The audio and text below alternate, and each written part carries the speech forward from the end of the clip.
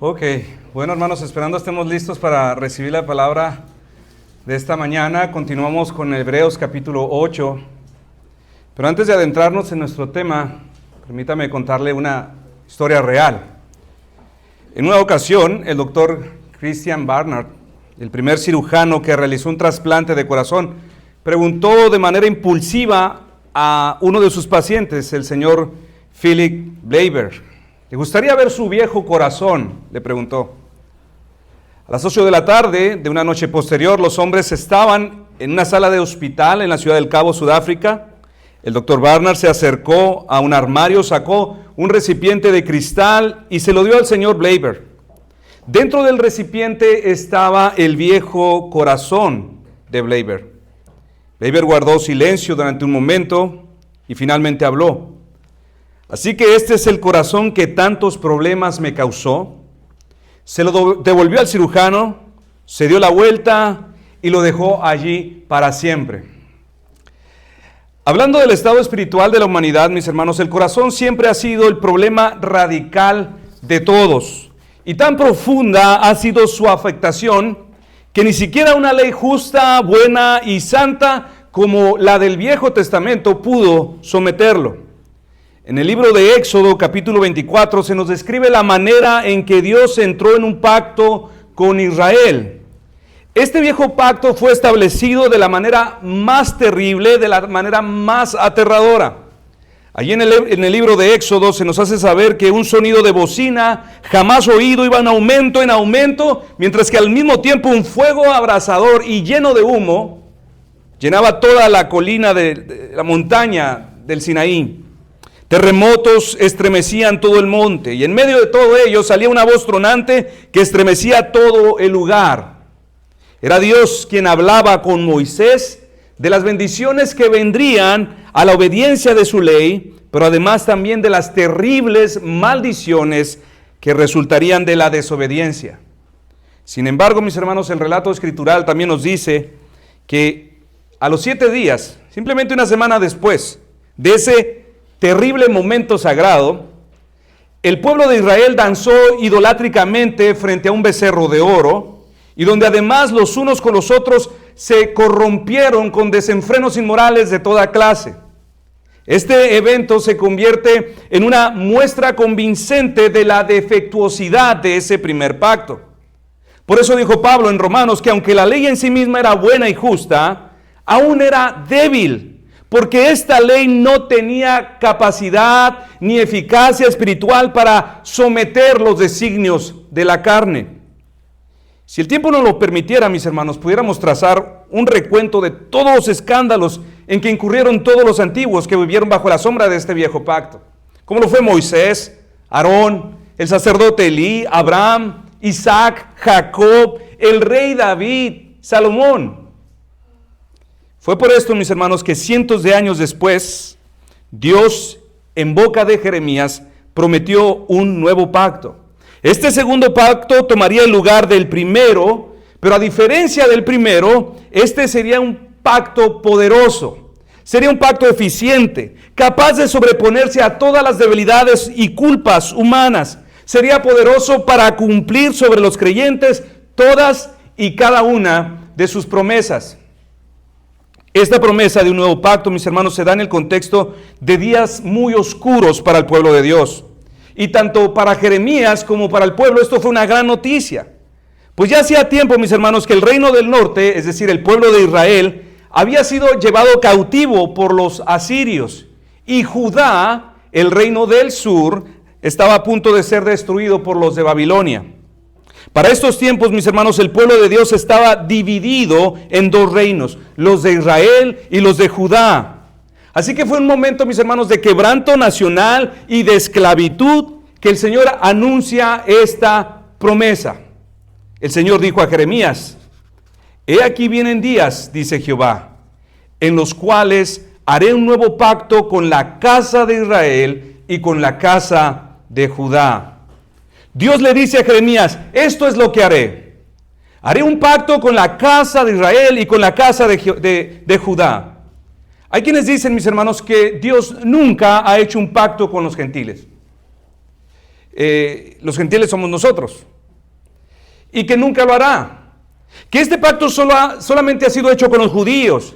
Que su nuevo pacto solo ha sido hecho de manera exclusiva con aquellos con quienes hizo el viejo pacto. Y que aunque ellos se hayan rebelado bajo el viejo pacto, aún dicen ellos, este nuevo pacto no será transferido a nadie más.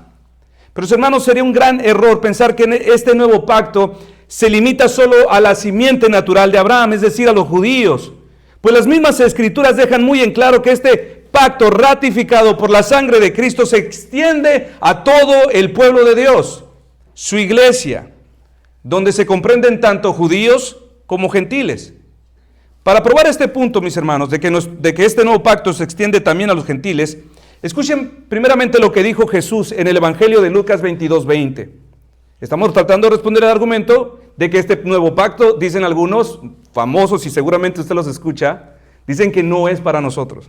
Dice Lucas 22:20 respecto a este nuevo pacto. De igual manera, después de que hubo cenado, tomó la copa diciendo, esta copa es el nuevo pacto en mi sangre que por vosotros se derrama. ¿Quiénes eran estos, mis hermanos? Sus discípulos. Todos ahí, judíos, reunidos, eran los beneficiarios de este nuevo pacto en su sangre.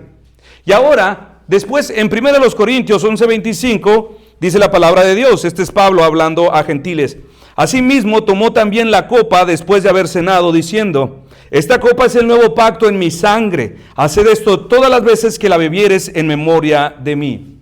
Y hermanos, es interesante observar aquí la intencionalidad del Espíritu Santo, quien inspira las Escrituras para encargarse que sea precisamente una iglesia gentil, como la de Corintios, donde vemos la conmemoración del nuevo pacto. Qué interesante, ¿no? Que el Espíritu Santo precisamente establece o describe esta situación en una iglesia de Corintios. Y si no nos queda tan claro, mis hermanos, que este nuevo pacto se hizo también con los gentiles, escuche también lo que dijo Pablo a esta misma iglesia de gentiles, pero ahora a sus ministros, en 2 Corintios capítulo 3, verso 6, el cual asimismo nos hizo ministros competentes de un nuevo pacto, no de la letra, sino del Espíritu, porque la letra mata, mas el Espíritu vivifica. Ministros gentiles, aunque hubo, mis hermanos, entre los judíos quienes se escandalizaron de esta verdad, no tenían por qué. De verdad, no tenía por qué. El profeta Isaías en el capítulo 66 ya lo había profetizado. Verso 18, él dijo, tiempo vendrá para juntar a todas las naciones y lenguas, y todas ellas verán mi gloria. Y en el verso 21 dice, tomaré también de ellos para ser mis sacerdotes y levitas, dice Jehová.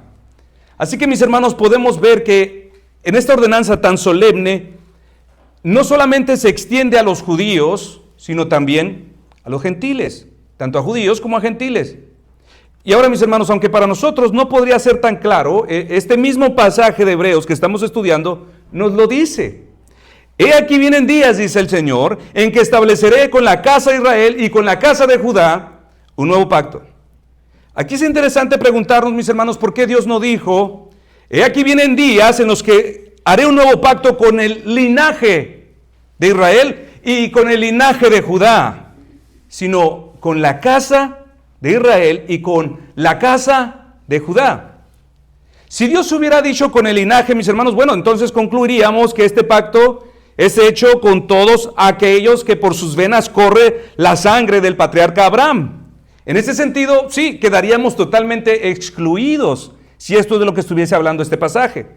Pero nuestro escritor utiliza la palabra casa. Las personas, mis hermanos, con las que se establece este nuevo pacto están comprendidas en esta palabra, casa. La casa de Israel y la casa de Judá.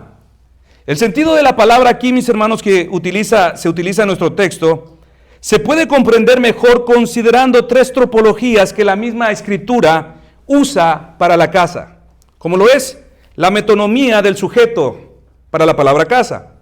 Como cuando decimos, el equipo de casa calificó para el partido, para la final del partido. ¿Qué es lo que estamos diciendo, mis hermanos? Con esto queremos decir que un grupo exclusivo y definido que pertenece a dicho equipo participará en dicha final. El equipo de casa calificó para el partido. La siguiente topología para la palabra casa sería la sinécdoque de una parte por el todo. Como cuando decimos, al ganar el campeonato, nuestro equipo se trajo el trofeo a casa. ¿Qué queremos decir ahora? Aquí ya no estamos hablando de exclusivos, sino de una parte por el todo. Lo que queremos decir es que ese equipo, en representación extensa de un pueblo, de una ciudad o de una nación, se trajo el triunfo. Esta es la sinécdoque de una parte por el todo de la palabra casa. Y la tercera tropología de la palabra, mis hermanos, que se usa en las escrituras, sería la metáfora. Como cuando decimos que después de la jornada, el equipo local ya está de vuelta en casa. Aquí ya no hablamos de particulares ni de la extensión, sino que ahora nos referimos a que cada uno de sus integrantes están en su lugar al que pertenecen, ya sea cuidando de sus familias en su hogar o ocupándose de algún oficio al que tienen cuidado. ¿Se fijan, mis hermanos, cómo esta misma palabra en diferentes contextos, formas, en sus tropologías respectivas, significa algo diferente?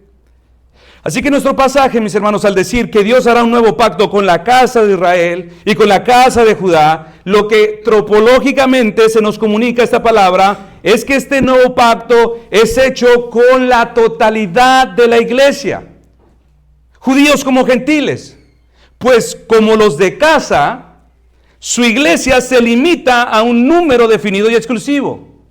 Su iglesia, como casa por un todo, está conformada por un extenso número de pueblos, lenguas y naciones. Y metafóricamente, mis hermanos, a la iglesia se le llama casa de Dios, la habitación de Dios, de estos de quien Dios tiene cuidado. Ahora, esta casa es la casa de Israel y de Judá. La interpretación final de esta frase se concluye dando por sentado que este nuevo pacto es hecho con la iglesia. Ahora, hermanos, yo sé que tienen su cara así como de, ¿what? Yo sé que no es fácil de comprender. Pero si no hemos captado el significado, permítame profundizar un poco más. Vamos a ir un poquito más a fondo para ver la claridad de este texto, mis hermanos. Vamos a diseccionar este verso para descubrir su significado. En primer lugar, nuestro escritor dice que este pacto es con la casa de Israel. ¿Quién fue Israel, hermanos?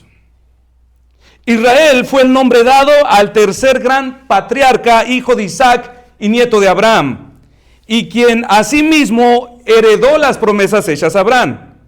Pero si usted recuerda, mis hermanos, antes de ser llamado Israel, su primer nombre de nacimiento fue Jacob.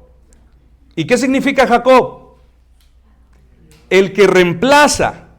La raíz hebrea de esta palabra, de donde se deriva este nombre, mis hermanos, significa suplantar al primero o sustituir al primogénito.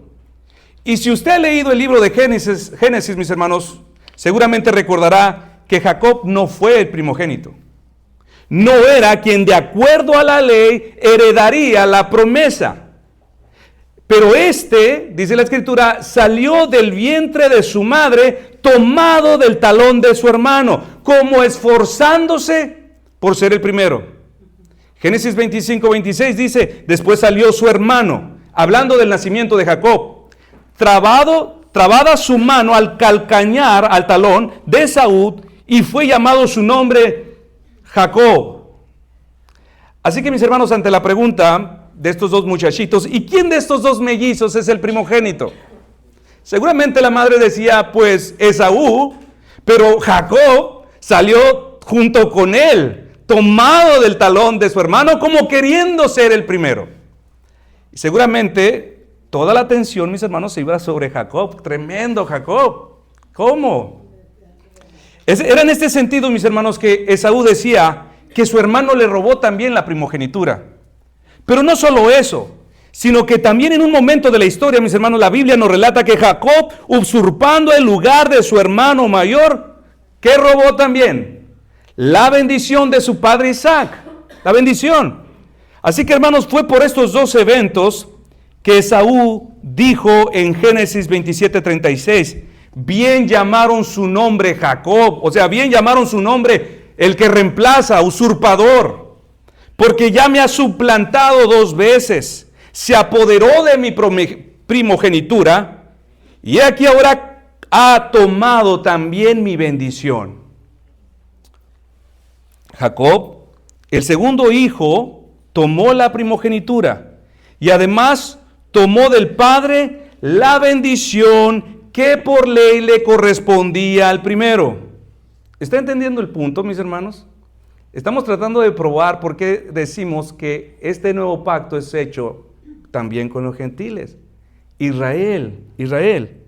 Más adelante, mis hermanos, los relatos bíblicos nos muestran también que este nombre de Jacob fue cambiado a Israel.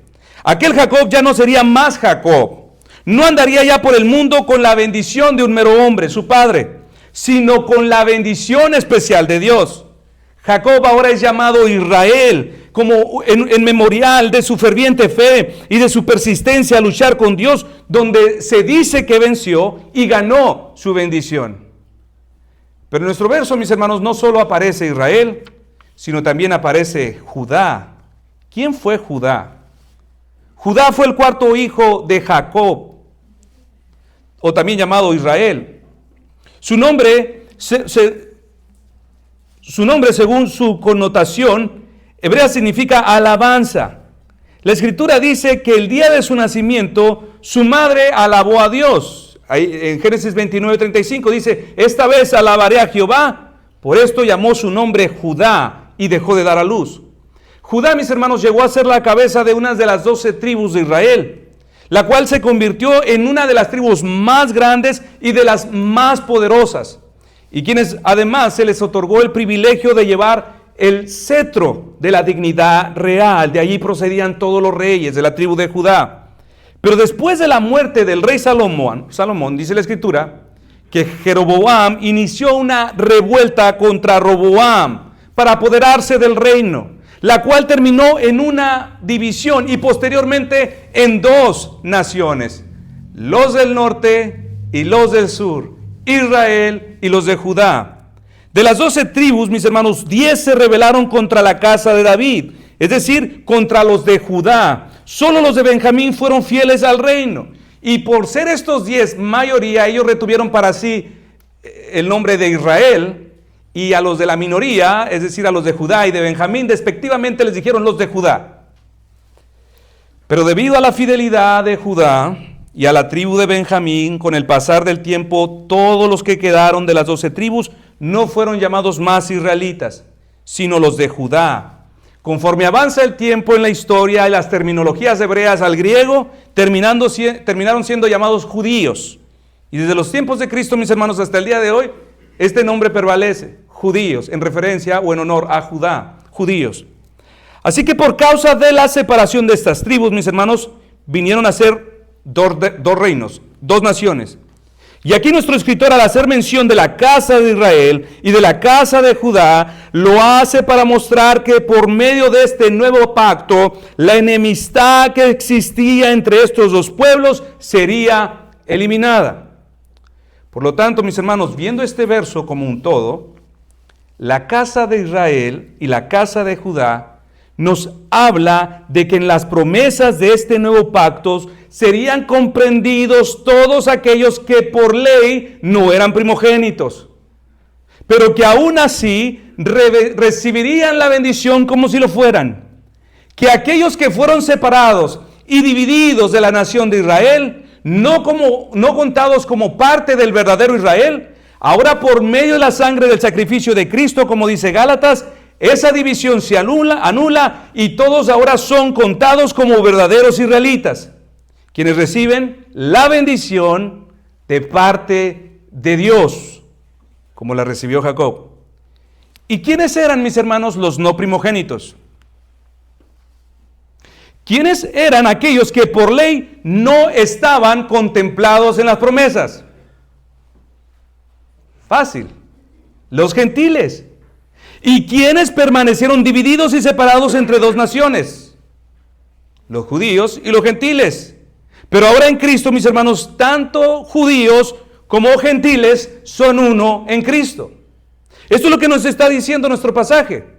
Y como hemos dicho en algún momento, mis hermanos, el Antiguo Testamento fue el cuadernillo de ilustraciones y de acertijos, pero que ahora en el Nuevo Testamento se nos revelan en el Evangelio.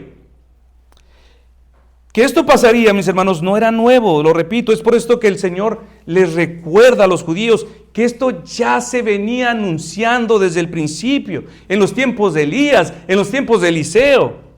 En Lucas 4, 25 al 30, el Señor les dijo: verdaderamente había muchas viudas en Israel, en tiempos del profeta Elías, cuando no llovió durante 3 años y medio y hubo mucha hambre en todo el país.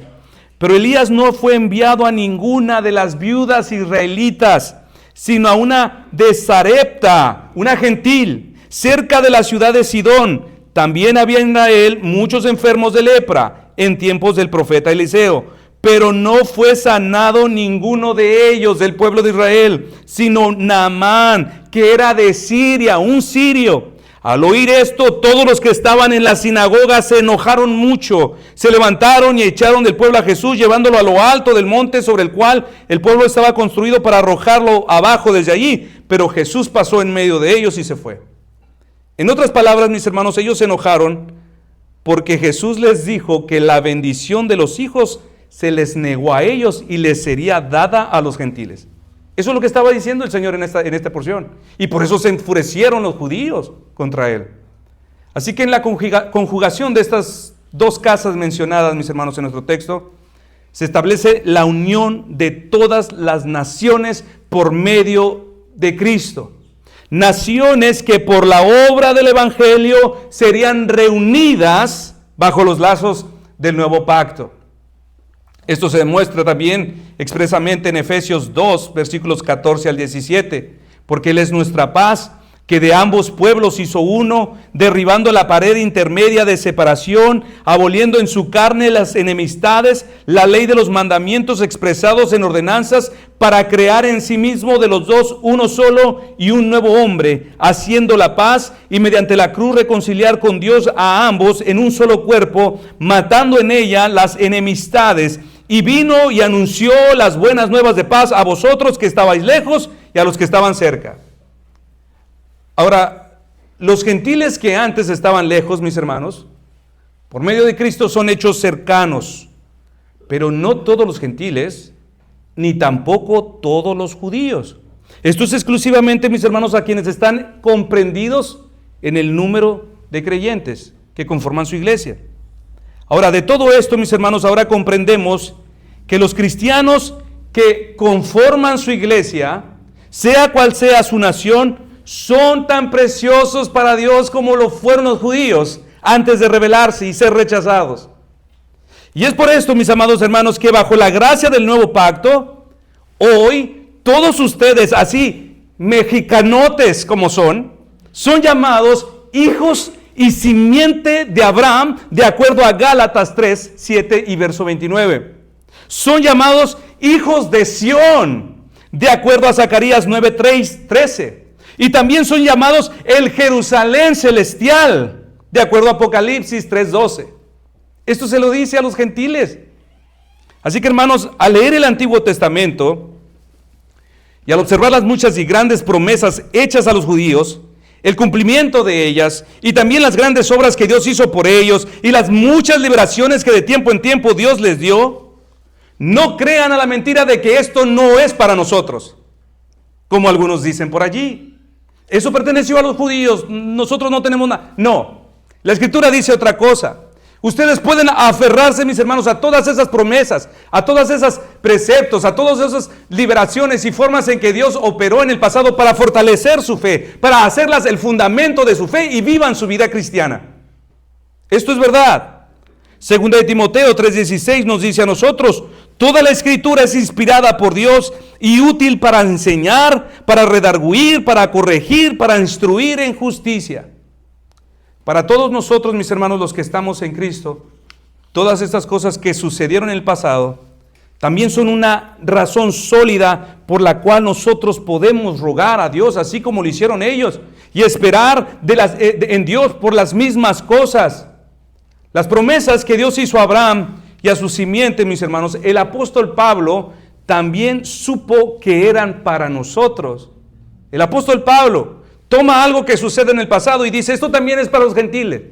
Dice en Romanos 4, 20 al 25: Tampoco dudó por incredulidad de la promesa de Dios, sino que se fortaleció en fe, dando gloria a Dios. ¿De quién está hablando? De Abraham.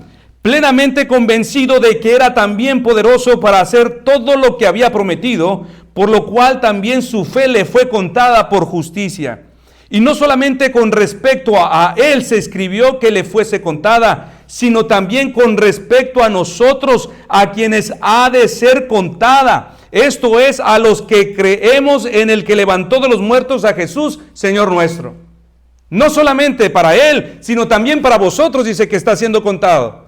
Así que repito, mis hermanos, todas las pruebas de su amor que encuentres tú en la Escritura hechas a los judíos, ya sea en la ley, en los salmos o los profetas, con la autoridad de la Escritura yo te puedo decir, puedes tomarlas y aplicarlas a ti mismo. Son para ti, son para ti. Volvamos por favor a Hebreos 8, del 8 al 13. Porque reprendiéndolos dice, he aquí vienen días, dice el Señor. ¿Cuáles días? Los días de la gracia, del Evangelio, en que estableceré con la casa de Israel y la casa de Judá, es decir, con su iglesia, un nuevo pacto. No como el pacto que hice con sus padres, es decir, un pacto defectuoso, incapaz de hacer algo bueno por sus adeptos. El día que los tomé de la mano para sacarlos de la tierra de Egipto, porque ellos no permanecieron en mi pacto y yo me desentendí de ellos, dice el Señor. En el versículo 9, mis hermanos, nuestro escritor dice que este pacto no sería como el anterior, sino que sería mucho mejor. Este sería un pacto glorioso, trascendental en comparación con el primero. El primero jamás pudo perfeccionar nada, no pudo enderezar lo torcido.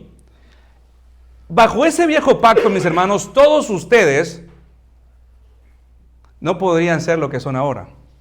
Seguirían igual de torcidos que en el pasado. No pudo hacer nada. Y no pudo, mis hermanos, aún con sus terribles amenazas, con su forma tan aterradora en que fue entregado. Si usted ha leído Éxodo, usted lo puede ver ahí. Mis hermanos, a pesar de esto, jamás pudo cambiar un solo corazón. Pero la gloria de este nuevo pacto, mis hermanos, sería mayor. Y esta gloria sería hallada en tres maravillosas perfecciones, las cuales ejercerían su poder no de manera externa, sino desde el interior. No de manera externa. Seguimos leyendo, versículo 10. Por lo cual, este es el pacto que haré con la casa de Israel después de aquellos días, dice el Señor. Pondré mis leyes en la mente de ellos y sobre su corazón las escribiré y seré a ellos por Dios y ellos me serán a mí por pueblo. Y ninguno enseñará a su prójimo ni ninguno a su hermano diciendo conoce al Señor, porque todos me conocerán desde el menor hasta el mayor de ellos, porque seré propicio a sus injusticias y nunca más me acordaré de sus pecados y de sus iniquidades. Al decir nuevo pacto, ha dado por viejo al primero y lo que se da por viejo y se envejece está próximo a desaparecer. La primera perfección, mis hermanos, del nuevo pacto es que el Señor interioriza su ley en los miembros del nuevo pacto. Él dice, pondré mis leyes en su mente, en la mente de ellos, y sobre su corazón las escribiré. El problema del antiguo pacto, mis hermanos, era que era un pacto externo, claramente externo. Sus leyes estaban escritas sobre una piedra, lo cual significa que desde allí, este pacto no podía proporcionar ninguna clase de ayuda a los que intentaban obedecer la ley de manera perfecta. Es por eso, mis hermanos, que el esfuerzo de aquellos por memorizar la palabra era una tarea imprescindible. Y esta era la razón, mis hermanos, por la que en obediencia a Deuteronomio 6, de 6 al 9, ataban la palabra de Dios en sus manos. ¿Usted recuerda este pasaje? Lo colocaban sobre sus frentes, las escribían en los marcos de sus puertas, las repetían al levantarse y al acostarse, al estar en casa y al ir por el camino. Esta palabra tenía que llegar a ese lugar donde no podía entrar fácilmente. Pero después de todo este laborioso esfuerzo, mis hermanos, los que fielmente obedecían, por supuesto, porque no todos lo hacían, todo lo que podían ganar era una fuerte influencia sobre sus conciencias. Nada más. Solamente era una fuerte influencia sobre sus conciencias.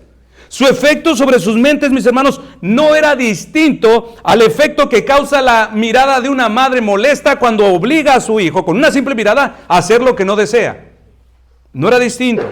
Así era la ley, mis hermanos, como una mirada amenazante para motivar la obediencia.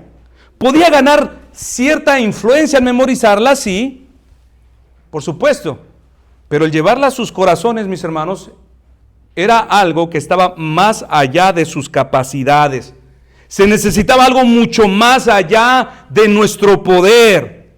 Así que la promesa del nuevo pacto, mis hermanos, consistía en que, a diferencia del primero, Dios pondría su ley sobre sus mentes. Les daría comprensión, les daría iluminación para entender las Escrituras. Pero más allá de esto, ¿cuál es la promesa principal? Es que ésta se escribiría en sus corazones. El Señor dice, pondré mi ley sobre sus mentes y la escribiré en sus corazones. Y hermanos, hermanas, esto no podemos hacerlo nosotros. Esto, mis hermanos, solo puede darse por la obra sobrenatural de la regeneración del Espíritu Santo. Cuando el Espíritu Santo viene a una persona, mis hermanos, viene para cumplir lo que Dios prometió. Que Él pondría su ley sobre nuestras mentes y que la escribiría en nuestros corazones. Sin esta obra sobrenatural en el corazón, hermano, hermana, la vida cristiana es imposible. El hombre natural de sí mismo no puede producir nada espiritual. Es imposible. Él no puede entender las cosas espirituales, ni puede producir un corazón, en su propio corazón, un sincero afecto que le lleve a desear a Dios. No puede. En 1 Corintios 2:14, Pablo dijo que el hombre natural no percibe las cosas que son del Espíritu de Dios, porque para él son locura, y no las puede entender porque se han de discernir espiritualmente. Y en Juan 6:44 dice, ninguno puede venir al Padre a mí si el Padre no le trajere. No puede producir ni un solo efecto que le haga a Dios codiciable. Sin la intervención sobrenatural, mis hermanos, de Dios en la mente y el corazón de los hombres, todo es vano. Todo es en vano. Todo. Pablo dice en 1 Corintios 2:7 y en 2 Corintios 3 del 5 al 6 que si no fuera por la obra de Dios en el corazón de sus oyentes, toda su labor como predicador del Evangelio hubiese sido en vano. Por eso él reconocía en estos pasajes, porque mi competencia viene de Dios. El poder viene de Dios. Hermanos, reconocer esta realidad acerca de nosotros mismos y reconocer esta realidad acerca del poder de Dios, de verdad, hermanos, que debería alentarnos a ser una iglesia de oración. Si verdaderamente creyéramos esto, mis hermanos, tú no tuvieras tantos problemas con la oración. Si tú supieras de tu incapacidad para producir algo bueno, tú no te despegarías de la oración. Pero cuando hay un corazón que él cree que tiene la capacidad, él desprecia la oración. Entonces, mis hermanos, todo es en vano si Dios no es quien obra. Esto debe alentarnos a orar más. Orar al disponernos a leer y estudiar las Escrituras. Y no solo eso, mis hermanos, como en mi caso también, orar al predicar. Pero en el caso de ustedes también, orar al disponer sus oídos para que la palabra de Dios que está siendo predicada en este momento, mis hermanos, sea un medio eficaz de transformación y no una mera reforma moral. Tú debes llorar. Si tú sabes que esto es una debilidad y que no eres competente para recibir la palabra como debieras, tú debiste haber orado esta mañana. Si no lo hiciste, tú crees que tienes el poder en tus manos. Pues la realidad es, mis hermanos, que sin la ayuda divina, sin la intervención de Dios en la obra del ministerio, en nuestra vida, en la vida de nuestros hijos, de nuestra familia, todos nuestros esfuerzos son infructuosos, son inútiles, son una pérdida de tiempo. Muchas veces confiamos en nuestras buenas intenciones. Creemos que si hacemos tal y cual cosa de buen corazón, motivados por la compasión, por un deseo sincero de hacer bien al prójimo, será suficiente para producir algo bueno en ellos o en ellas. Creemos que si solo exponemos a nuestros hijos a escuchar una clase o traerlos a la iglesia será suficiente. Pero hermanos, la realidad es que no. Nosotros no podemos producir nada bueno. Nuestras buenas intenciones no tienen la capacidad de producir nada bueno. Nuestra competencia no viene de nosotros mismos, sino de Dios. De Él viene el poder de transformación. Por eso debemos orar y rogar a Dios por el cumplimiento de esta promesa en medio de nosotros. Dios es el único que tiene el poder para producir un verdadero cambio, una verdadera transformación desde el interior del hombre, desde su corazón. Un ejemplo claro de lo que estamos diciendo, hermanos, lo encontramos en Hechos 16:14, donde se nos dice que una mujer vendedora de púrpura, llamada Lidia, se convirtió a Cristo en una de las predicaciones de Pablo. Pero hermanos, ¿cómo fue que sucedió esto? Hechos 16:14 dice: entonces una mujer llamada Lidia, vendedora de púrpura, de la ciudad de Tiatira, que adora a Dios. Mire que ya dice, hermanos, que ella era una mujer adoradora, pero la obra no estaba completa. Ella adoraba a Dios, pero no estaba completa la obra. Quizás estaba nada más en su mente. Sigue diciendo el texto: estaba oyendo, así como usted y algunos de sus hijos están en este momento oyendo, hermanos.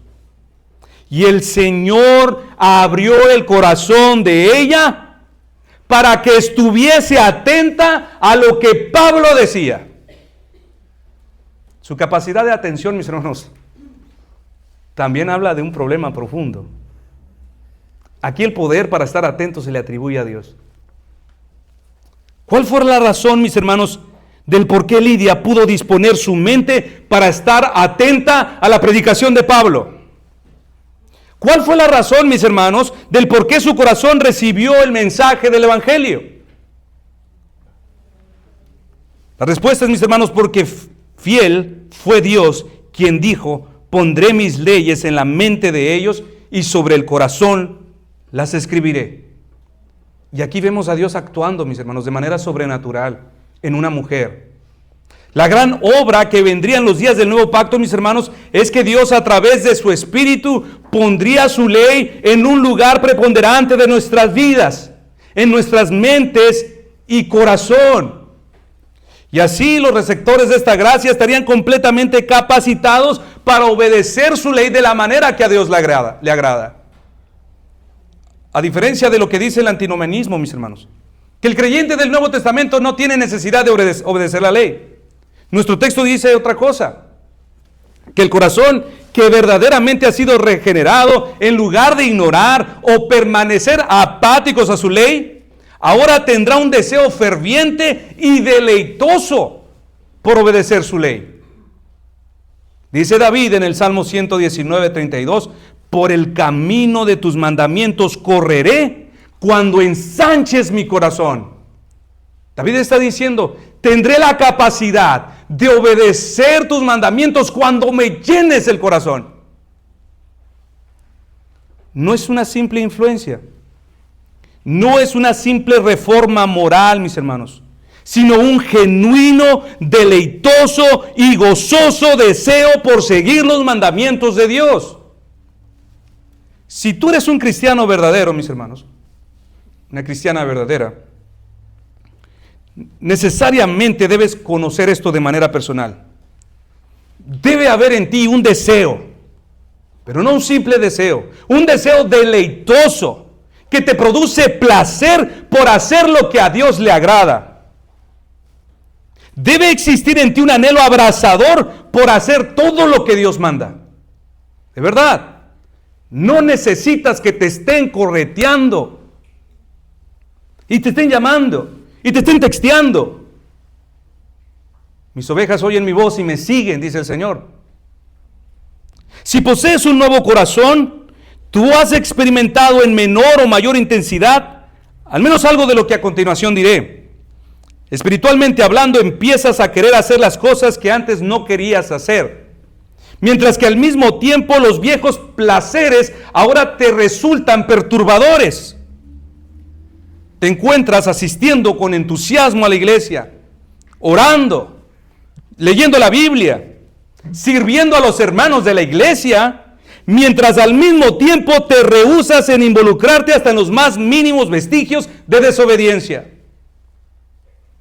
Estos son algunos de los cambios, mis hermanos, más notables que suceden en la vida del hombre o de la mujer cuando Dios ha obrado de manera interna. Ahora, este pasaje de Hebreos, mis hermanos, también, versículo 10, también nos dice algo importante sobre la fe salvadora. Dios dice, pondré mis leyes en sus mentes y las escribiré en sus corazones. Hay una progresión aquí, mis hermanos. Hay una progresión. Nuestro texto nos dice que Dios comienza con la mente y termina con el corazón. El punto aquí es que Dios nos dará la comprensión de su palabra, pero eso no será suficiente, sino que proseguirá hasta ir más adentro de nuestro ser, hasta nuestro corazón, para escribir sobre él lo que hemos comprendido. Y hermanos, ¿cómo es que sucede esto en la vida práctica? ¿Cómo es que en la práctica Dios hace esto? ¿Están listos? Dios lo hace, mis hermanos, por medio de la predicación de su palabra. Por medio de la predicación, los creyentes alcanzan un nivel de comprensión más profundo de lo que podrían alcanzar en sus habitaciones privadas. Reciben mayor grado de iluminación de lo que podrían alcanzar en su estudio personal. En la predicación, Dios obra de tal manera que un pasaje como Hebreos 4 dice que su palabra es como una espada que penetra hasta partir el alma y el espíritu, las coyunturas y los tuétanos. Hermanos, sinceramente, yo no entiendo cómo es que esto de la predicación funciona, pero su palabra dice que en la predicación Jesús une su voz a la mía, a la nuestra, cuando estamos predicando fielmente su palabra y que realmente es Él quien está hablando en la hora de la predicación. Lucas 10:16, Jesús dice, el que a vosotros oye, a mí me oye. Cristo habla a su pueblo a través de la voz de un ser humano, mis hermanos, que está predicando su palabra. Mis hermanos, el cumplimiento de esta promesa está pasando frente a tus ojos domingo tras domingo. Pues es su voz la que viene a nosotros cada domingo para poner sobre nuestras mentes su ley y para escribirla después sobre nuestros corazones. Es por esto, mis hermanos, que la predicación de su palabra es extremadamente importante. Es extremadamente importante, pero hermanos, de verdad, con un celo santo se los digo. Hay veces que veo en la iglesia a hermanos y a hermanas que a la hora de la predicación no sé dónde andan. Les gusta este lugar para dormir. Les gusta este lugar para estar cuchicheando. Cristo está hablándonos, hermano. Esta no es mi idea. El cumplimiento de su promesa está pasando enfrente de tus narices y no te puedes dar cuenta. Está pasando frente a ti. Si nosotros, mis hermanos, queremos que la luz del Evangelio siga brillando entre nosotros como iglesia muchos años más, debemos ser cuidadosos de cómo oímos. El Señor dijo en Lucas 8:18, mirad pues cómo oís, pongan atención, cómo prestan su oído. No vaya a ser, mis hermanos, que de nuestra iglesia en algún momento también se diga lo que fue dicho a Nazaret. Y Jesús pasó de largo de allí y no hizo muchos milagros a causa de su incredulidad. Porque ustedes no creen que Dios usa un hombre, un humano, para hablarles. Toma su boca prestada, toma su voz para hablarle al corazón de su pueblo. Aquí, mis hermanos, es donde Dios abre la ventana de nuestro entendimiento de una manera especial para que los radiantes rayos de su evangelio brillen sobre nuestros corazones con mayor intensidad.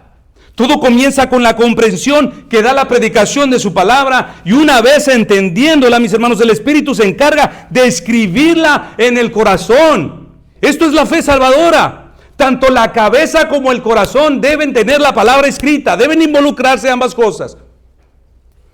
Hay quienes dicen, yo no tengo una religión, yo tengo una relación con Cristo.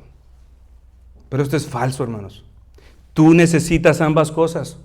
necesita su ley, su código de reglas. Esto es religión, para entonces sepas cómo debes de relacionarte con Dios, para que entonces conozcas cómo Dios espera que te relaciones con Él.